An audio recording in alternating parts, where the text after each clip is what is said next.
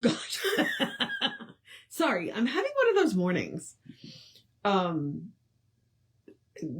Our water heater went out sometime either late Monday or early Tuesday. We don't actually know when.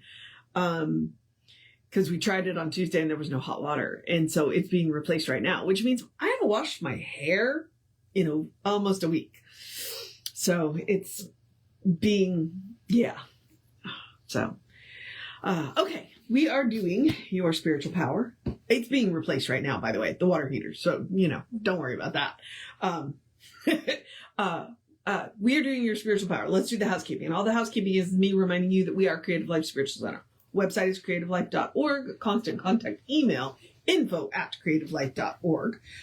Get you one email a week, tells you what's going on for the week and the month, and the hot links are hot. So click here now means it. And then it's a blind CC, which means nobody's going to see your email. Nobody will get your email. If you can hear the noise going on in the background, Tom is feeding the kittens, which Dante's very excited about. The blind CC, nobody's going to see your email. You won't end up on anybody else's email. I'm going to mention the social media merely from the standpoint of we don't monetize it. So a free and easy way that you can support the center is by engaging with the pages. So go like, subscribe, follow based on which platform you're on, and then engage with the individual post by reacting, commenting, and sharing the individual post. We think we have good tools to share. We hope you agree. And we are Creative Life Spiritual Center or Creative Life Spark, and I am the running Ryan on the social medias that I am on. So there we are. Okay. Yeah. Okay. Your Spiritual Power is a library. It says right here it's an inspirational collection, but I like the idea that it's a library. It's a compilation of some of Ernest Holmes' more rare work. And we are literally going to finish the one we've been working on. We've been doing Discover a Richer Life, which is a compilation of his articles in Science of Mind magazine, which is really cool. It's been very interesting. And the one that we're going to do, I think I've read before. So I'm like, oh, this is cool. I believe it may be in the Living the Science of Mind, but I could be wrong. I don't know. But we will finish. So we're going to finish up Discover a Richer Life today. We're in part 4, How to Live Successfully. And so, here we are. And today is Friday. So on Sunday, we will start a new book because I'm going to the Renaissance Festival tomorrow morning. So that is that. Okay. Now, as I said, Discover a Richer Life is they pulled a bunch of his Science of Mind articles and put them together into Discover a Richer Life, which I think has been really incredible.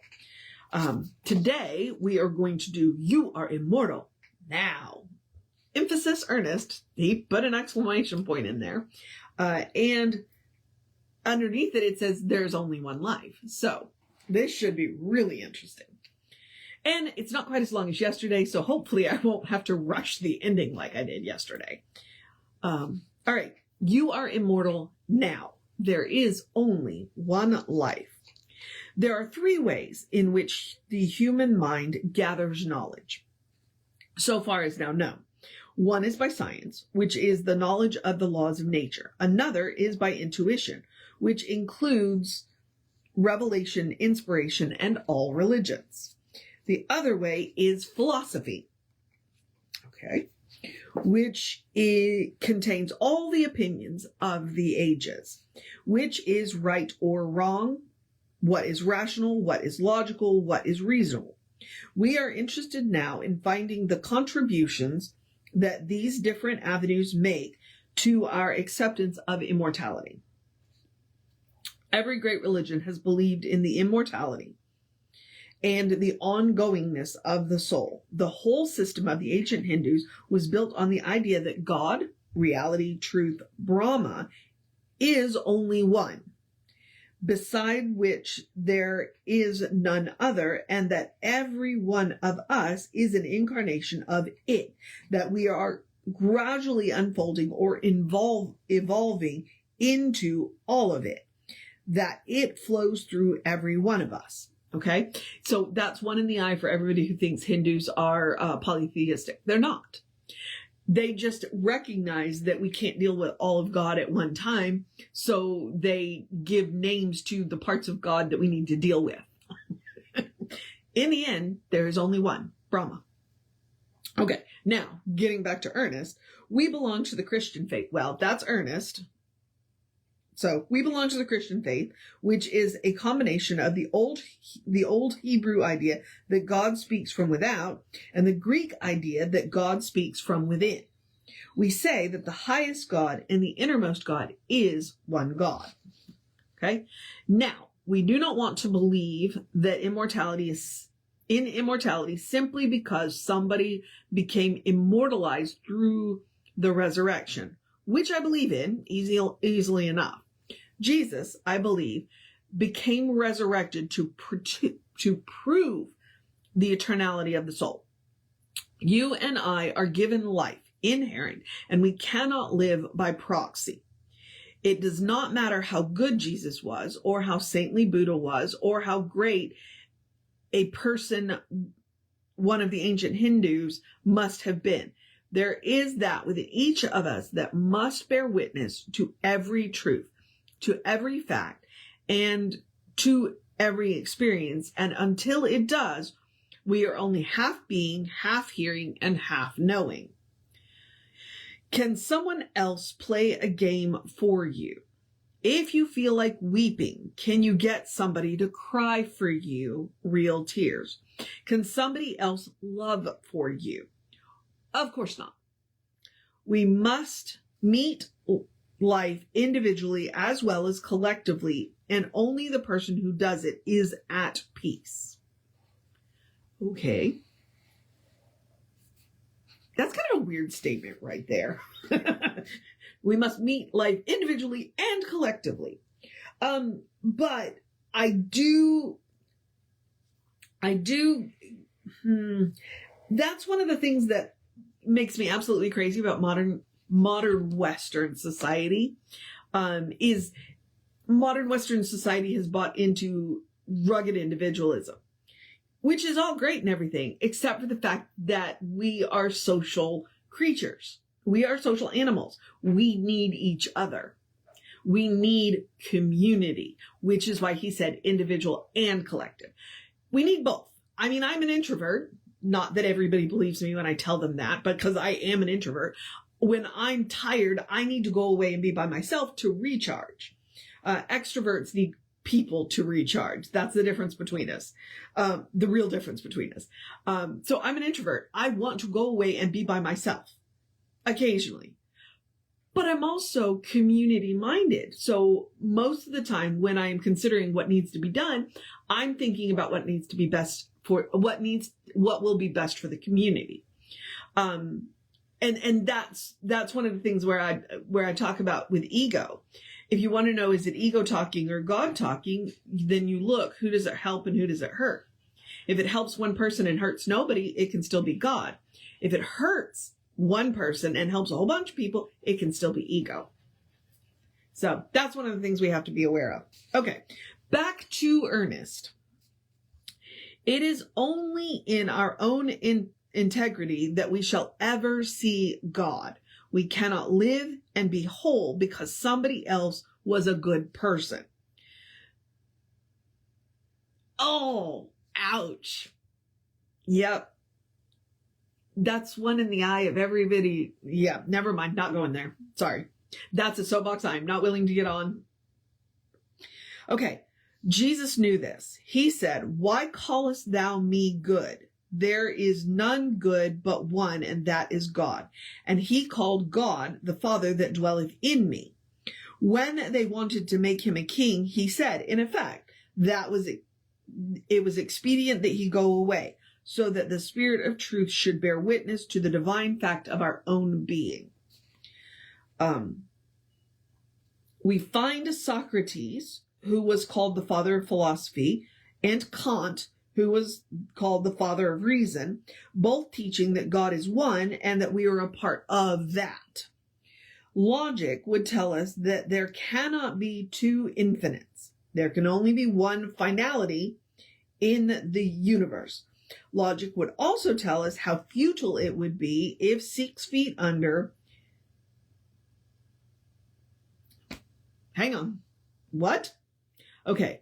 Logic would also tell us how futile it would be if 6 feet under and all is over. All right, you better have a good follow-up statement to this, Ernest, because that didn't make sense.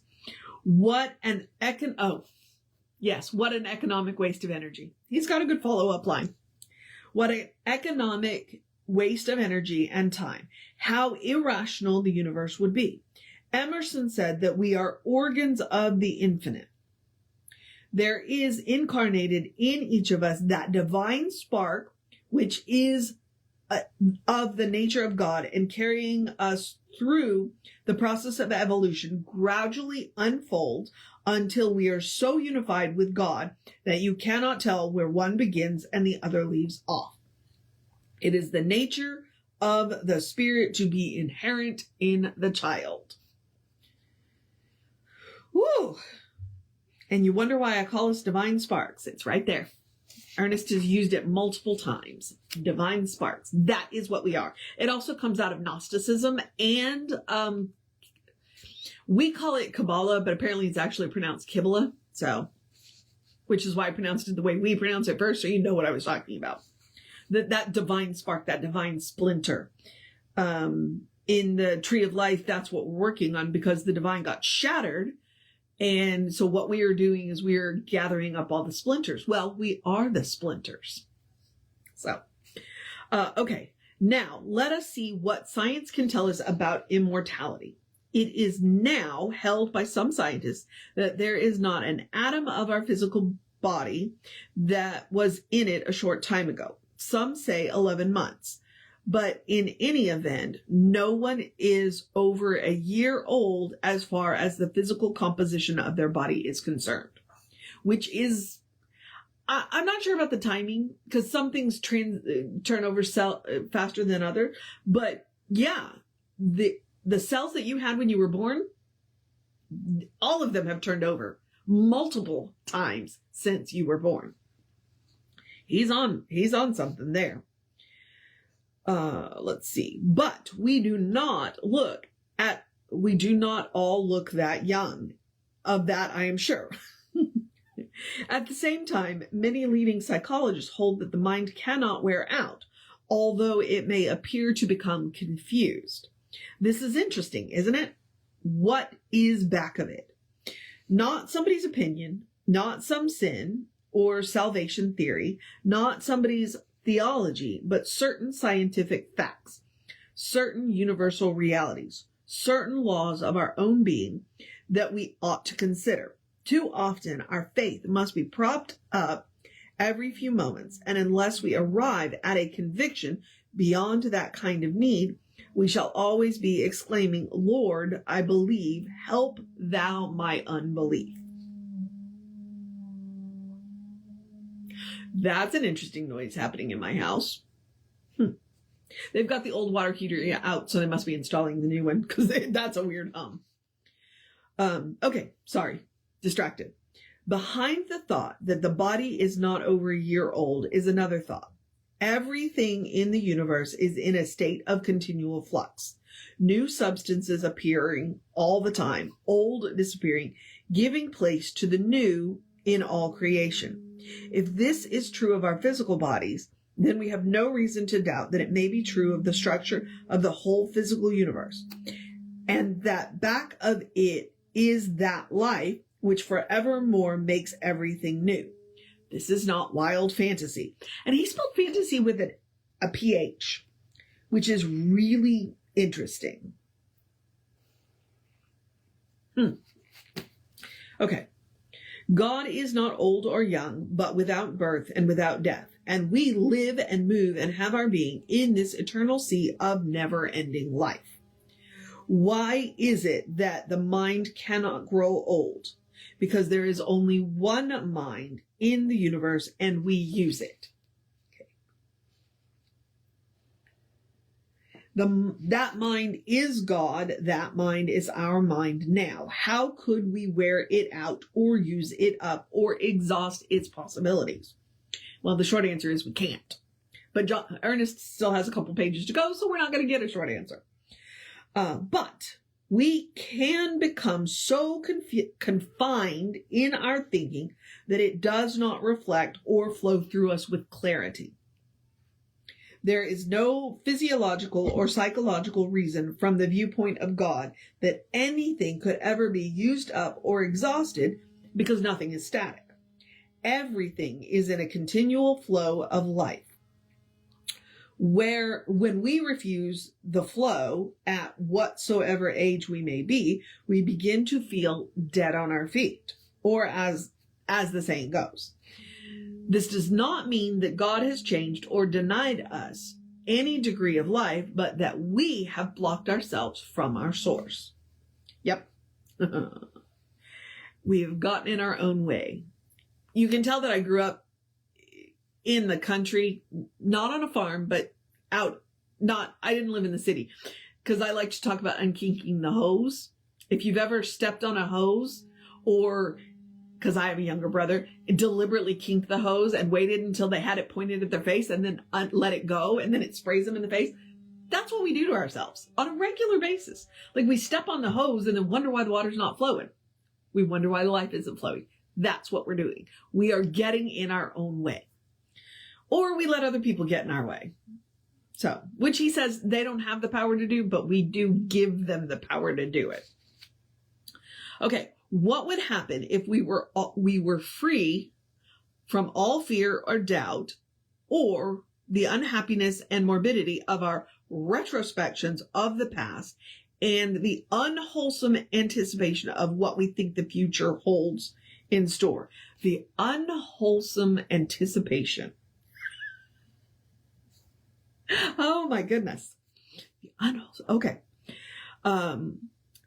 From sandwiching the day in which we live between two impossible negations, somewhere along the line, we who were born to be free must think our way through until we are no longer afraid of the universe in which we live, until a conviction has dawned in our consciousness that will bring us a solidarity and an integrity which cannot be shaken. Until we are no longer afraid of the universe in which we live. What proof have we outside our desire, our intuition, which could be enough for me, of immortality? It's interesting that we're reading this, because this book starts with a bunch of his thoughts on immortality, which is why I thought I'd read this before, but I haven't. So this has been really interesting. Okay. In psychological laboratories, they have demonstrated that we can experience many of the activities of the organs of sense without using the organs. We can see without the eyes, hear without the ears, speak without the tongue, communicate, travel without the ordinary methods. There is something in us that can function without the body and without the brain. It is not that we do not need brains, but the brains do not think. They are but an instrument. They are but the instrumentalities of that which is above them and superior to them. This is why Jesus said, before Abraham was, I am. Destroy this temple, and in 3 days I will rise up. I will remind you that Ernest was into some stuff. When Ernest was growing up, the spiritualist movement was a big thing. He is acquainted with what we would call psychic work. So, he's just being oblique here, which I get, because, Okay. Many who have begun to investigate such facts to disprove them have come to devote all their time to proving them. There is no question but that they have scientifically disclosed beyond the possibility of chance the ongoingness of the soul. This is why Jesus said to the thief on the cross beside him, today shalt thou be with me in paradise. Pardon me. Now, if it is true that there is that within us which transcends the use of the physical senses, could it not mean that we are immortal now? The materialistic concept of life has been completely annihilated. This is the great truth of our being. We are forever individualizing the spirit. The spirit is forever unifying with its own individualization, which means we live in God and God is what we are. Why then, if these things are true, should we not enter into the spirit of our immortality right now?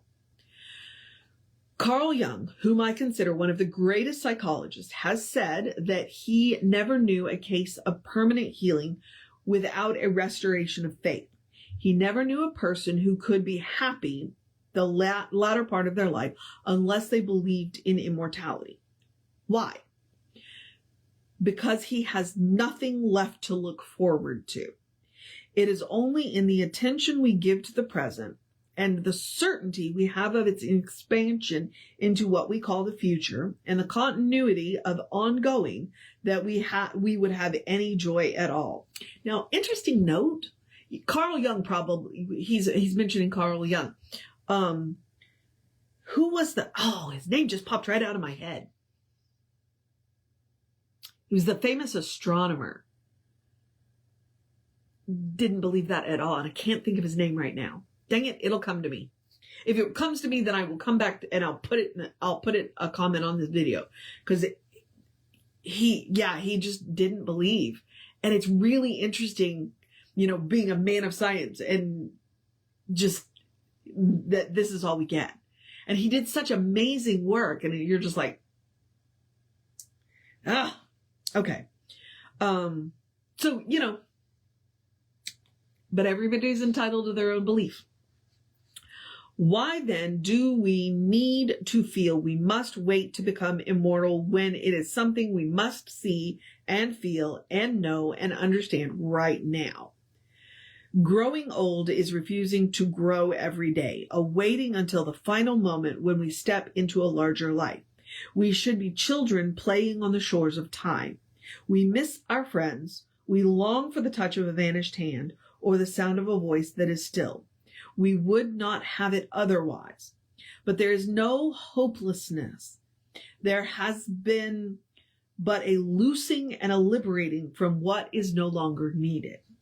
But suppose right now we become resurrected and one by one remove out of the tomb of memory the fears and morbidities and uncertainties, the hates and jealousies and animosities, everything that is vindictive, and resurrect only that which can bring joy into life. Why is it that down the avenues of evolution, in the beginning of all the great religious systems, which are so good otherwise, they have to drag the corpse and morbidity of sin and punishment and chagrin up the pathways to eternal God and blot out the light of heaven with a shadow of fear? Yes, Carl Sagan, that's who I was thinking of. Thank you. So it's that amazing not contradiction, but the opposites of what Carl Jung believed and what Carl Sagan believed. Thank you, Connie. That is exactly who I was thinking of, Carl Sagan.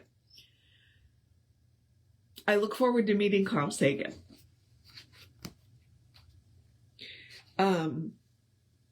We would resurrect ourselves even as Jesus did to the joy and simplicity of and spontaneity of life. God is no taskmaster. The eternal law of love cannot hurt. That which is light will never produce darkness. Heaven will never descend into a hell, and a hem of hate will never stimulate the mind to the harmonies of life. For our resurrection today must leave the corpses of our dead yesterdays in the tomb of their own obscurity. We must live more abundantly in the God of heaven and earth, awake to God within us this day. Jesus has left us the hope which must be realized. You and I must and shall come out of our tomb of ignorance and disbelief. How glorious shall be the dawn. I knew it started with a Carl. That's why I was thinking of him. You and I must come out of our tomb of ignorance and disbelief. And see, right there at the very end, he levels my argument against a lot of religions. With the idea of why religions have to drag shame and guilt and sin and the corpse up the pathway of God. It's like, yeah, religion, my degree is in anthropology. And so I've studied a lot of religions around the world. And the point of religion is community. When that religion becomes isolationist and unwilling to accept other people as having value, then it is no longer a value, which is the charge that Ernest just leveled at them as well. And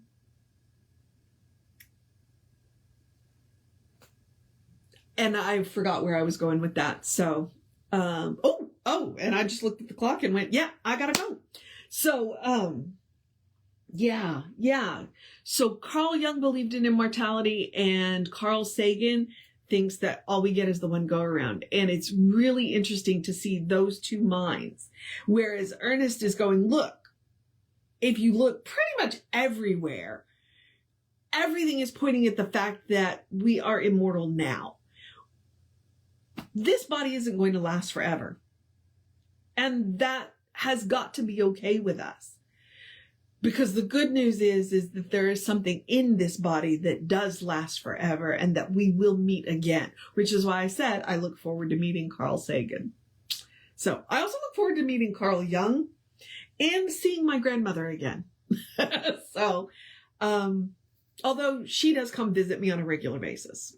But it is what it is, right? And he did say, look, we do miss the hand that isn't there. We miss the voice that is stilled. And that's okay. It is as it should be. But the joy is that we know that we'll be there. We'll be with him again.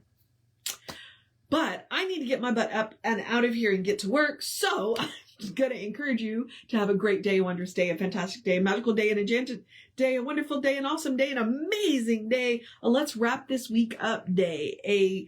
Enjoy the weather, the cooler mornings day. Well, depending on where you are, Connie, it may be really cold. So, because here it's going to be in the mid 80s today.